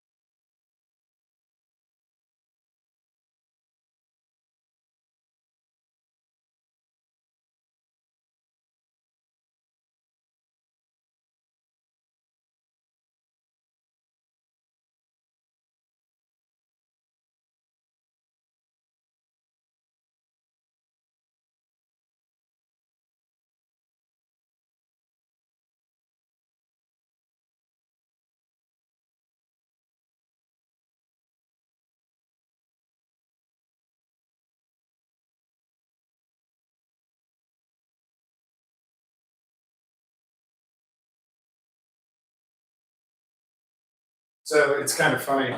My neighbors just got home, and oh yeah, Toyota Ranger, awesome man, love the M's. So my neighbors just pulled up, and they were a little confused. They're like, "Where the hell are our trash cans?" Because it was trash day today. And when I went and got trash cans for the house and for the shop, I went back out there and I brought their trash cans back to the edge of their house. It's just one of those things you do for your neighbors. So um, I just went through the torque specs and I got about 40 of them that I got to go through on this thing. So tonight I'm going to pull the lift arms out and I'm going to let it settle, let these things get some weight on them and get used to everything. I'm also going to put a battery maintainer on there because I had that trunk open a long time. So, and I'm going to try and sleep with those uncoated zinc top hats. I don't know. I might come out here early in the morning, pull them off, truck bed liner them, and put them back on just because I know that's going to bug me. It's a huge chunk of silver in a very clean black engine bay. That just, it's kind of off-putting. Actually, it's it's driving me nuts right now. We're just going to take them off and paint them. Sorry. It kills me to look in here and see all this really nice black and OEM colors. You have the clear, but that's one color that really isn't in here. There's no uncoated zinc really anywhere else. So it kind of kills me that those are in there like that. I need to put the strut tower bar back on. So I'll put the strut tower bar back on, and I'm going to pull those things off. It's an OCD thing, and it's driving me nuts. Driving me nuts. Absolutely nuts. Um, I'm so used to looking in this engine bank, seeing nice and clean, and how everything's sort of matched or whatever, and then those things they just stick out like sore thumbs. It's driving me crazy. I gotta. Gotta. You can't.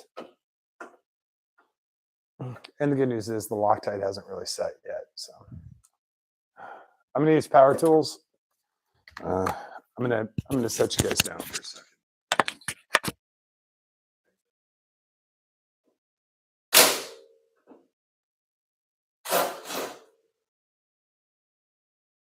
And,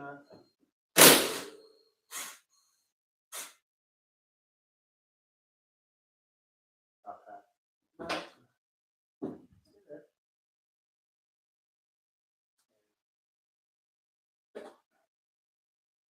For doing things like this, I do a self-etching primer, and I'll do 2 coats of that on each side and along the edge. This will probably go in the coat hanger.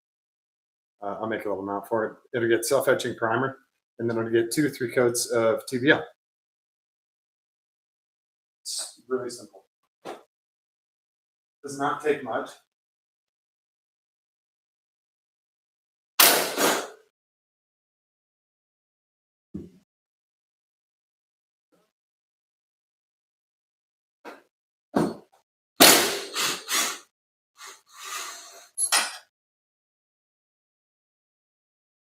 So, yeah, it's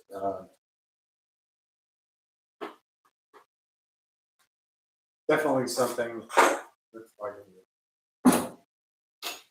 But since it's on the front top hat, it's not hurting anything. They're under compression. So yeah, I'll do a little thing. We'll just run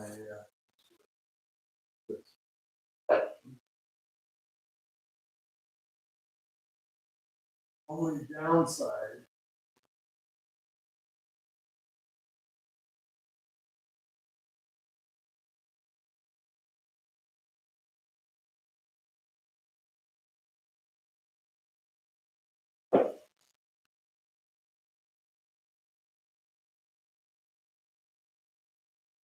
It's just a regular. This is actually not even coat hanger. This is just solid core wire.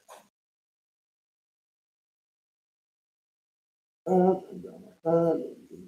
But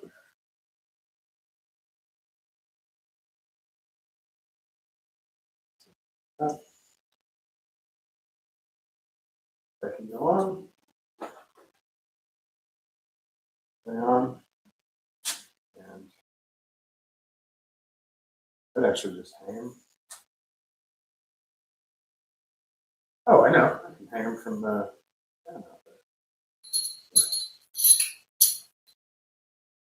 This hook here, I can hang them from the fan handle, and it'll stay put. Okay. Pretty much. And then separated.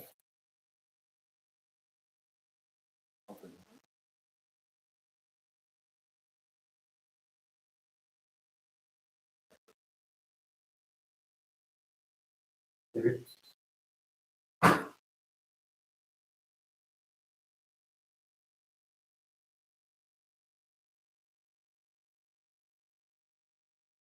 Cool.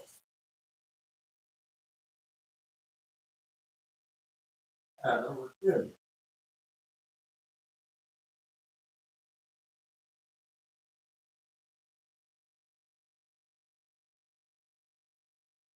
Cool.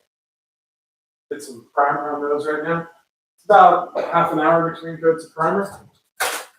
And the stuff that I use, especially for small parts, is self-etching primer. This works great. I've never had a problem with this, and it works great for uncoated metals like that. The zinc, most of the parts you get are going to be just zinc. It's technically, they call it, or not technically, but whatever they call it, hot metal.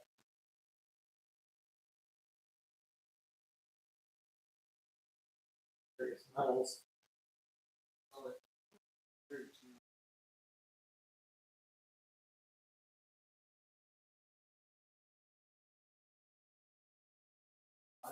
Parts.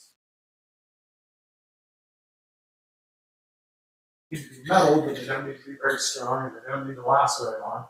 And they use this stuff, and eventually you get like heavy duty corrosion on it. Cool, Toyota Ranger. Thanks, man. I appreciate you stopping by.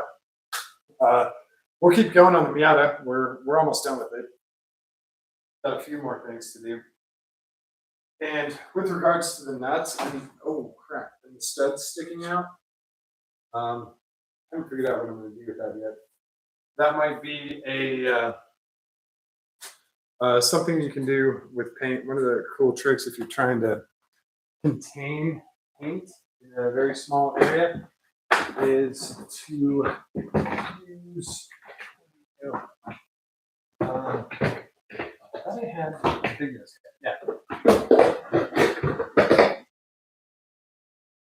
You can use a funnel like this and put this over the nut or bolt or whatever.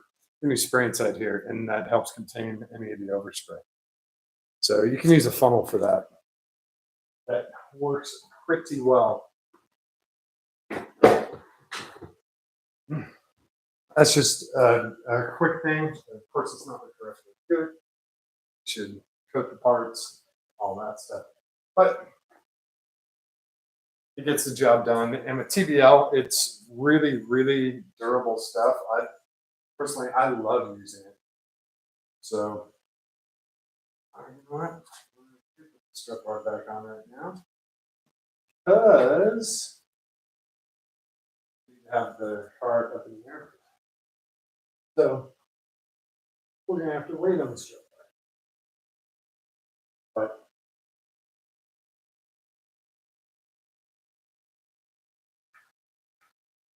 we are ready for it. Plus, tomorrow we have to do all the torquing before we take this for a drive. The lower mount bolts for all of the struts. We have to torque the sway bar mounting bolts in the rear. And those in the rear, the top hat bolts are torqued. Also, the strut mounts, the strut mount bolts don't have a torque. They have a crunch definition. I went a little bit past that. So in the front, they'll get torqued up here. and then they'll get painted.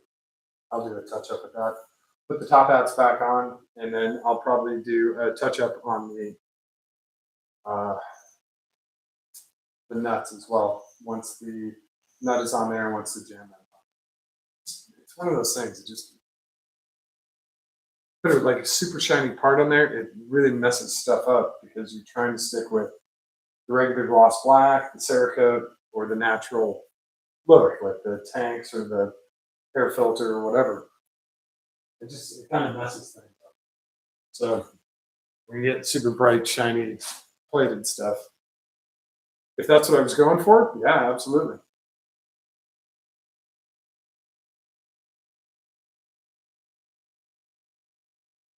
Oh yeah, good. And I apologize. I think I said this earlier. I apologize for not streaming last night. I really should have done this, but we had gnarly storms roll through here last night, and I was afraid of losing power. I didn't want to be in the middle of the stream showing you guys something really cool. Oh, don't forget to do this, and all the lights go off. I still would have had the stream because everything's on battery, the hotspot and the laptop and stuff, but the lights would have went out in here. The generator only does the house; it doesn't do the shop. So it would have been very odd, and I didn't want to risk it. I didn't want to shortchange you guys at all. So that's why I say that today we had a couple of storms come through. Weren't anything major, little sprinkles. It's all dried up, and we're supposed to have a pretty nice weekend. We're also supposed to have a very nice weekend from Mopar. That's next weekend. I'm doing my best to take 2 cars down there. I'm going to take the Viper, and I'm going to take the SRT4, the other race car, and take both of those cars down there. I'm working on a second driver for the Viper, so trying to get that together for next weekend. If I can, I'll do a YouTube live from Mopar Nats and the camera and gimbal or whatever, and take you guys around and show you some of the really cool cars that are there. Mopar Nats is huge. There's a couple 100,000 people that show up, and they have drag racing, bracket racing, all this other stuff. It's pretty awesome. It's definitely awesome. I've always had a great time. The Viper Pit is right by the tower. If you guys want, definitely stop by and say hi. At the very, very least, I'll have my car out there. If I can, I'll get the trailer and I'll get the SRT4. I'll get the John Fernandez's old car out there, which people really love seeing that thing. So I love bringing it out. That's the cool part. So we're gonna let Miata sit tonight. We're gonna let the paint dry. I'm gonna fold these arms out so that if the Miata wants to go a little bit lower, it certainly can. And that'll be it for tonight. We'll let the car sit. I'll come back tomorrow and do the little tiny touch-up stuff and torque it, and then take it out for a drive. I might do a quick drive, come back, and I don't want to leave you guys hanging. I'll just do a quick lap around the block, 2 minutes, and then I'll come back in, put the car on the lift, and make the adjustments. So if you guys can hang out for that, I can do that. So I appreciate everyone stopping by tonight. Hopefully you learned something. And don't get me wrong, the Flying Miata kit is great. It's one of the best values out there. Way better than the super cheapo stuff. It's not a $10,000 coilover setup. So you find a nice middle ground. And for something like this, that's going to be on the street and on the track, the setup that I got from them is really great. I'm going to be happy with it. I just have to get it set up right. So, yeah, definitely worth checking out. About $1,200, $1,300 for all 4 corners. Another $5 for the hardware that I guess didn't include. But yeah, worth it. Definitely worth it.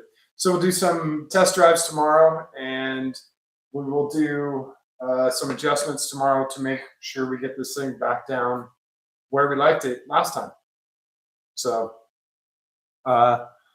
cool. I appreciate you guys hanging out tonight. If there's something you want to see or anything like that, if you like what you see, definitely comment below. If you really like what I'm doing, subscribe to the channel. I love seeing the notifications, the emails I get from YouTube. Hey, XYZ, subscribe to your channel. I love seeing those. Those are great. That makes me feel really good, considering I don't get paid for any of this.